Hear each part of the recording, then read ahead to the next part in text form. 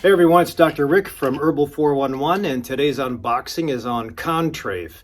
This is a sample pack that I received, and Contrave is a genius medicine that combines two old medicines in one, and that's a great way to get money for pharmacies.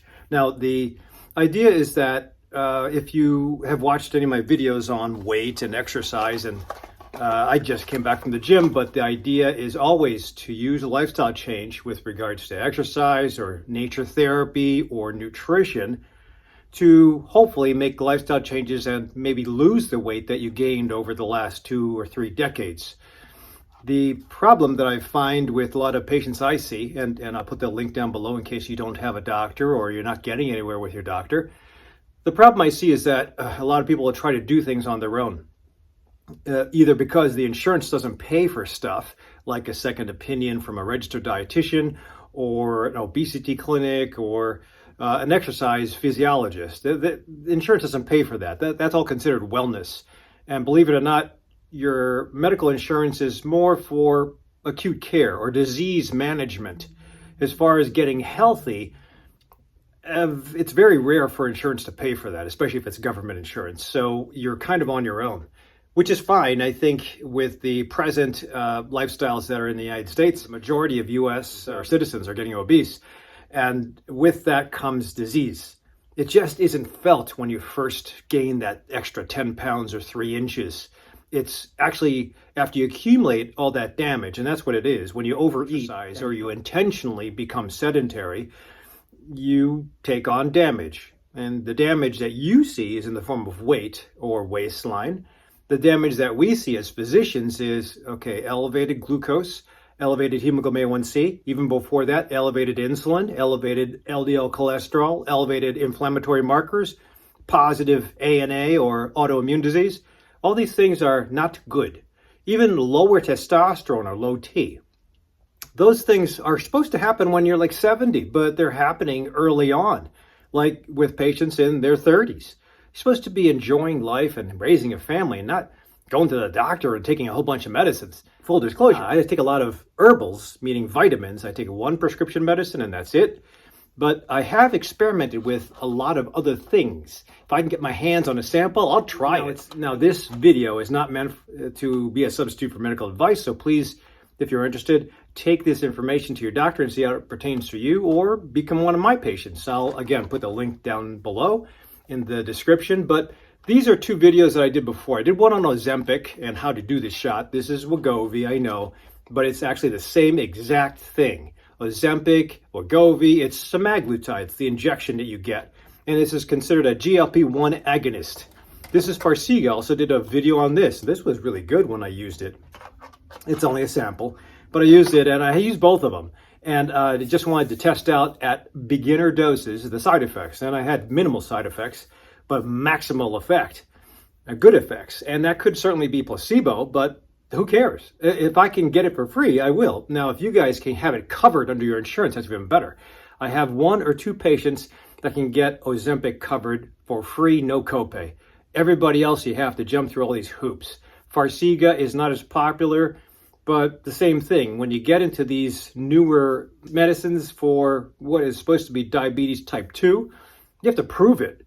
You can't just go insulin resistance. I used to be able to do that in the beginning.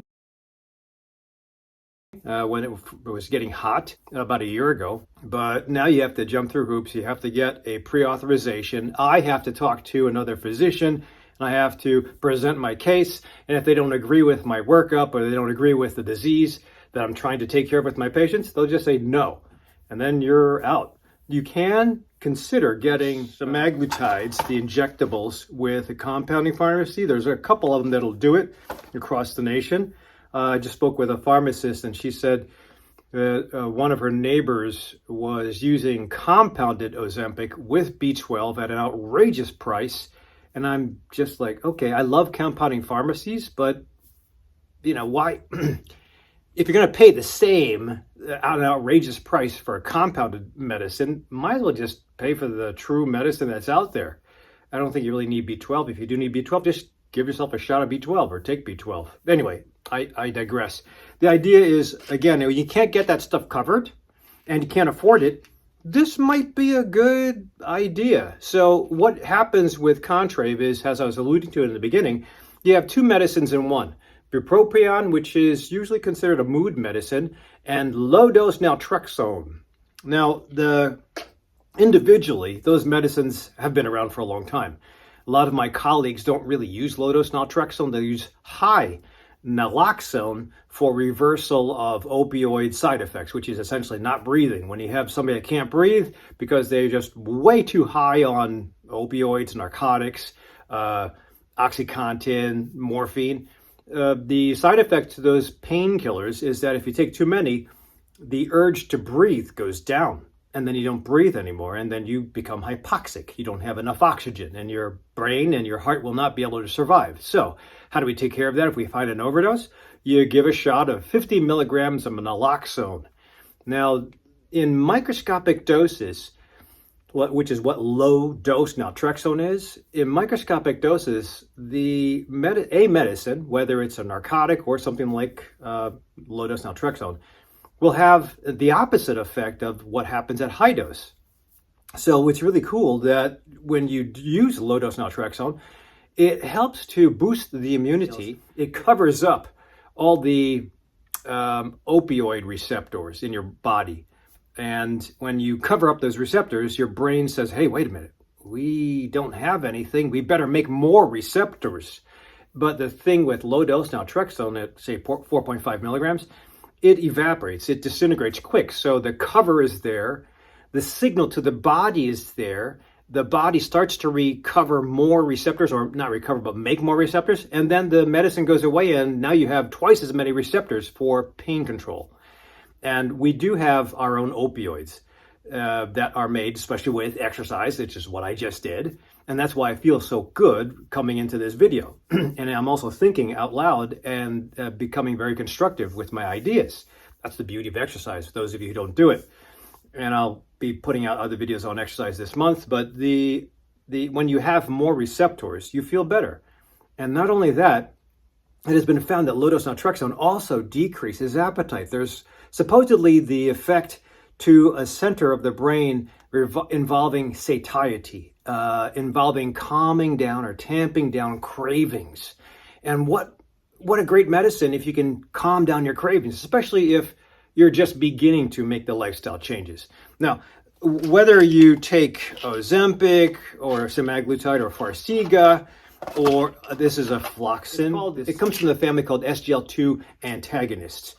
And they work in a different way than the glutides, the GLP-1s, but they still have a great outcome as far as lowering glucose, lowering diabetes, lowering weight, lowering appetite, and then reversing, in the case of Farxiga, better than Wegovy, in reversing disease or heart disease, which is a fantastic sidebar.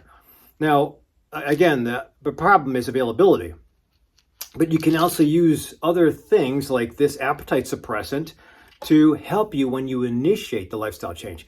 So those of you who eat a lot of sugar, have sugar cravings and or sugar addiction, and there's not really a definition for that, but if you know you have to always have sugar and you always crave it and you always think about it every 3 hours, because that's usually what insulin does to you or sugar does to you, you have the sugar, it gives you reward, it binds with certain parts of the brain that are like the opioids, and it gives you that's great, but it goes away fast. And it makes you want more in a little while, especially if the insulin that was also secreted from the pancreas because you had so much sugar, if the insulin goes away or it gets too high, the body says, wait, I don't have any sugar, I better go hunt for more. And that's why you have to keep on eating sugar all day long. Or you're thinking about it all day long. So the objective is, if you have the disease, type 2 diabetes, pre-diabetes, or you truly have insulin resistance, and you're obese, or even an elevated BMI, body mass index, or you just are totally frustrated, you're going through menopause, you are taking care of your parents, also taking care of your kids and your spouse, there's a lot of stuff going on, and that's high stress, you probably can't sleep. Well, naturally, all those things can be the reasons for craving, but typically food, especially in today's hyper-palatable industry, food will be the initiating factor, the trigger for putting you over the edge. as far as being a food addict or a hyperpalatable addiction issue, having an issue like that. The proper thing is to get a team behind you and start to pull you back. If you've ever had an alcoholic in the family, you know you can't just say, hey, stop drinking, behave yourself. That doesn't work, especially when you're confronting stress or you can't sleep. You want to go for more alcohol. Same thing with narcotics, same thing with food. But in the case of food, it's not illegal. Well, I guess alcohol is not illegal either, but food is not illegal, so you can't really put a limitation on it. You're confronted with food all the time in your commercials on TV, in your advertisements on YouTube. Even when you're checking out in a bank or a grocery, you see candy everywhere. There's food that's always packaged that you can keep with you in your pocket, in your backpack, in your car, on your desk. You can carry food around in little satchels, and it's always available. And if you don't want to carry it around, all you have to do is just walk about 15 minutes and you'll see a place where you can buy food. And usually the food being processed is not going to be whole food. It's going to be processed food. It'll look like whole food, but the fact that it's being processed means that it will give you something called a high glycemic index. It'll essentially be absorbed immediately. When you eat something and it gets absorbed immediately, that means all that stuff of whatever it was, and it's usually going to be sugar, fat, and carbohydrate, gets absorbed, gets through the stomach wall without any effort, gets into the bloodstream at massive amounts, versus something your grandma chopped up, baked, heated, boiled, simmered, whatever she did, or your grandfather, whoever it may be, or your mom or dad, or if you have a cook, whatever they do, they make things whole food style, and it tastes so good when somebody makes food for you, but it also takes a little bit of time for that food to get absorbed. So although you feel really full, which is a response that your stomach gets, and your stomach, if it's working properly, will send off ghrelin. There's a hormone it sends off to the brain, and the brain will say, wow, I'm very full, stop eating. And there's another hormone called leptin. If you are eating, and the food is being absorbed, and the absorption is in macronutrients or basic building blocks of triglycerides, simple sugars, proteins, usually your body will try to put that stuff away into storage, which is fat. And when the fat cells get really full, then the fat cells send a message to the brain also called leptin saying, we're full, stop eating. So that's how the satiety centers work. In addition, sometimes when you chew, there's something called the insular cortex. It's part of the brain that actually likes the mouth feel of certain foods. So if you grew up with chips, I grew up eating chips. I don't know why. Crunchy stuff. No, I just have a tendency to love crunchy stuff. And crunch always wakes you up if you're sleepy. Crunch always gives you a sense of satisfaction. But when your mouth gets that feel, whether you like crunch or slime or liquid or heat, whatever it is, when you get that feel, there's an input that goes to the insular cortex, and the brain says you are satisfied. And there's other parts of the brain that also get triggered too, to give you a sense of satisfaction. There's one thing called the POMC. It's a certain part of the brain that exists in a nucleolus or a nucleus. Let's not get into the details of the brain anatomy, but there's a certain thing called POMC that secretes melanocyte stimulating hormone, MSH, or maybe alpha melanocyte stimulating hormone. My friends in the peptide world use that peptide, which is essentially a bunch of amino acids, short chain amino acids, that are about 20 altogether, but they have this effect of stimulating the brain to say, I am full. And that's what actually this is. And insulin is the same thing. Wegovy, Ozempic, insulin, all those things are peptides. And peptides work to hack the system. So if you do things properly, you get a reward. That's the whole food approach. But if you don't do things properly and you have nothing but processed food or just pure sugar, honey, all that stuff, well, you need a hack to get that stuff out of your life, because just going cold turkey is very, very painful. And in fact, I don't know why I'm thinking about it, but exercise is also painful. And I'm used to that pain. So when I went to exercise today, I was like to the point of exhaustion, which I love. I love feeling that muscle fullness, or that cardio fullness when I'm doing cardio, which I don't like doing, but I'll do it anyway.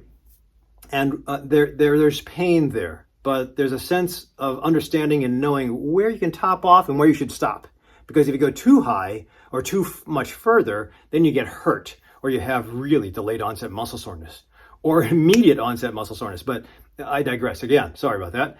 The idea with food is that sometimes you won't know until you're absolutely overstuffed, and then you feel guilty. And then you have all the pains that come with being overstuffed because you didn't listen, or the receptors didn't send enough of a signal to the brain to say satisfied, cravings done, I'm full, fat cells are really tapped out, there's too much there.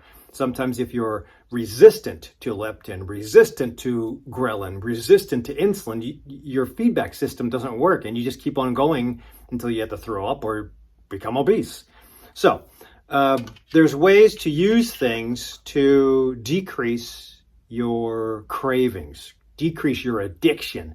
And that's the other part of this is low-dose naltrexone will help. And so will the Bupropion, which is the other part of Contrave. That's the ingredients.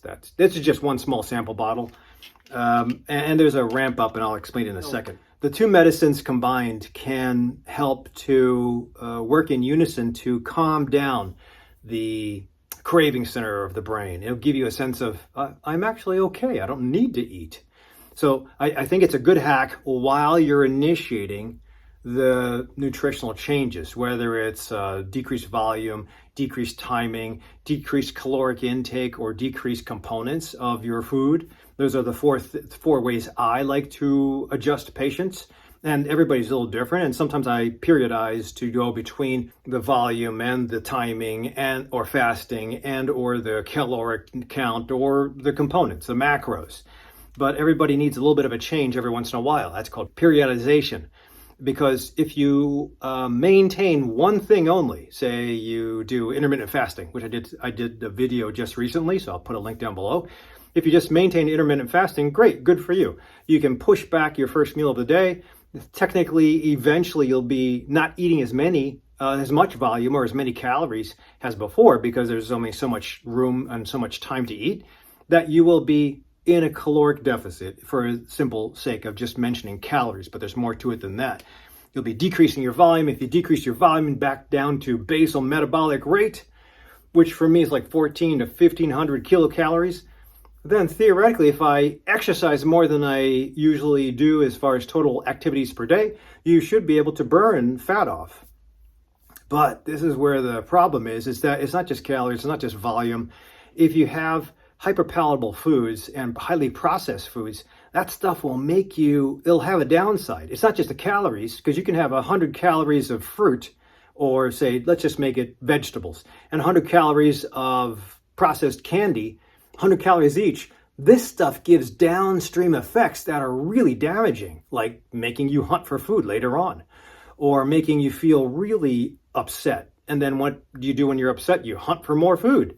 So there's an emotional component to this, and that's why it's important to consider not only the mechanical part of making you have constipation or slowing down the release or the emptying of the stomach, and that'll give you fullness during all times of the day you're taking this, or the whole week. And that's one way mechanically to fool your brain into thinking, wait a minute, I'm full because my stomach's still full. I don't want to eat anymore. But this doesn't do that. This just gives the brain a little bit of satisfaction. And when the satisfaction is there, whether it's from the Bupropion or from the low-dose naltrexone, when the satisfaction is there, if you have the right mechanics in place, like a registered dietitian to help you with nutrition change, or a doctor that can help you with nutrition change like myself, or if you have already implemented exercise, not too much, but just enough to start you off and then ramp up from there, or you've implemented proper sleep and improving your stages of sleep, or you've implemented some form of mindful practice, nature therapy. All those things are important to pull in and give you a better lifestyle. There's no guarantee with just making an initial algorithm of a change that all that stuff will work. If you're at least starting on your journey and you use this to help you get through the first part of the journey, I think it's what bros will call a hack. It shortcuts your suffering. And I think it's fair to use prescription medicines to shortcut your suffering. But all these things, are not meant to be forever. And that's where my colleagues will fail. They'll put people on these things and they won't make other suggestions. And that's when you become a prisoner. You'll become an annual subscriber to all the medicines, no matter what the price is, if they're covered or not covered. And now, in the case of this, I don't think it's covered by insurance, but I do have a pharmacy in Lombard that will give you a month's worth for $90. I think that's fair, because what I've heard with all these things, it's like $300 to $400 at a time. That's a bit high for any of my patients to enter into. I think $90 is fair if we combine it with a healthy lifestyle change. That involves nutrition, exercise, good sleep, and mindful practice. So that's how I would say this is beneficial if you have a plan, and if you have the plan launched about the same time that this goes on. Now, there are side effects to any medicines. As I mentioned with these guys, with the Wegovy's and the Ozempics, you can have constipation, you can have nausea. That's why it's ramped up slowly. With Farxiga, you can have peeing all day and a little constipation and a little nausea too, because they both slow down the process of digestion, which could be positive. Unless you have hemorrhoids and you're really bad with constipation, then you have to be careful. I'd front load that with Triphala, with high fiber, soluble, insoluble, magnesium, all those things that will be helpful, and a walking program. Now, just this side effects wise, if you're already on a depression medicine, an anxiety medicine, any mood medicines, that Bupropion is a mood medicine, and taking 2 mood medicines at the same time, I would not do. I know some doctors that prescribe 2 SSRIs at the same time. Even at low dose, I think that's dangerous. So you have to be careful. And the other thing with low dose naltrexone is that you can have problems if you're already on a painkiller, because it's naltrexone. Again, that's used for reversing the narcotic effect. So if you're on a painkiller, you can have immediate withdrawal, which is not good. That leads to seizures. And you can also have your pain medicine not work. That leads to pain. So be careful. Seizure, if you have a history of seizures, you shouldn't be using this, or at least be using it under the guidance of a physician. If you have other mood disorders or you're on a mood medicine already, again, use with the guidance of a physician. But I think I tried a couple. It's a ramp up dose for the first month. I think it's 1 every morning for the first week, 1 in the morning, 1 at night for the second week, 2 in the morning, 1 at night for the third week, and 2 twice a day thereafter. Then you're good. After the first month of ramping up, then you maintain at 2 pills in the morning, 2 pills at night, and you just hold at that. Now, there are some people who say, well, I can't afford this at $90 a month. Can I just use the individual medicines? And yes, you can get low-dose naltrexone, and you can also get Bupropion in separate doses, but I'm not sure that the separate medicines prescriptions will work just as well as the documented studies with Contrave, but I think it's worth a try if you can't afford it. Kind of an off-label use of topiramate. Topiramate was for seizures, and then it was used for headaches, and then at low dose, it's used for appetite suppression because of the side effects. So there's always going to be off-label uses for a lot of medicines, but there's also going to be new medicines that are coming out, and that's what science is always great with, but caveat emptor. The buyer always has to beware, because you are getting this from a multi-billion-dollar industry, and you have to make sure that they have your interest. Well, they have to be trying to serve you with good health, but sometimes you'll have some medicines that are released, and then in a couple of years they're withdrawn, like Celebex, Brextra. There was one that was out there a long time ago for weight loss, but it actually caused more death. So there's a lot of things that are out there, but I think that it's safe to use a combination. If you're not a patient of mine, you have to ask your doctor to maybe send a prescription over to Lombard Pharmacy. It's a compounding pharmacy, but they've done really well and they're still keeping their prices down. I like that. So if you're one of my patients and you're interested, as long as I clear you, sure, send me a message using Get Healthy. That's our way that we communicate, me and my patients.